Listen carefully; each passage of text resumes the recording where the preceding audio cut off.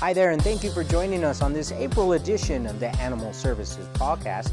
Coming up in this episode, we'll give you a look at how everyday residents are helping us reach our no-kill goal and how you can be part of this historic initiative. But before we get to all that, let's take a look at how we fared in March. Last month, Animal Services had a live release rate of 91.1%. Now, this is the second month in a row that the department has had a live release rate in the 90s, and we are thankful for the entire community and their support. Just a reminder, our goal here at Animal Services is to have an average annual live release rate of 90% or higher by 2020. We can only reach this goal with the community's help and support, and as we've seen these past 2 months, when we get the community's help, we can do great things. For example, this past month, our volunteer Gabby and her husband created new cat curtains for our cat adoption room. These curtains not only add a splash of color, but they provide our kittens some privacy when they need a rest. With the cats being rested, this increases their chance at adoption. We can't thank volunteers like Gabby enough, and just an FYI, in addition to being a volunteer, Gabby is also one of our most active foster parents. As you just saw, volunteers here at Animal Services help in all kinds of ways. For example, our volunteer Kendra helps through her love of photography. Kendra is able to capture an animal's personality through fun and playful photos. These photos are then placed on our social media pages and website to help promote these animals who might need some extra exposure.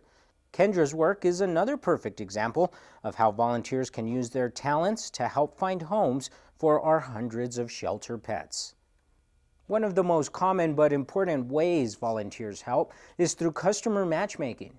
Whether it's at the Animal Services Center or an off-site event, volunteers play a major role in helping pair families with great shelter pets. In March, more than 690 animals were adopted, and a big part of this success is due to our service that volunteers provide. I love doing adoptions. I like being able to give a smile to a family's face and be able to have a dog go to a happy home. And if you want to help Animal Services but can't volunteer, you can also foster. This program is a key lifeline for many of our animals that enter our facility, who are often too young to adopt. The program is free, and we provide all the supplies needed to care for the animals. Many of our foster parents say the program allows them to directly have an impact in the lives of some of the most at-risk animals in our care. Donating is another way to help, and recently a young student showed us that you can have a big impact in the lives of animals no matter what age you may be. Meet Arista. Instead of asking for presents or the latest gadget, she asked for donations to benefit our shelter pets for her 9th birthday. Her family and friends responded and donated all kinds of goodies.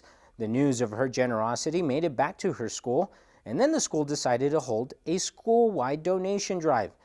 We want to say thank you to Arista and all her classmates from Bill Childress Elementary for their kindness and for showing us how one kind gesture can have a big impact in the lives of shelter pets.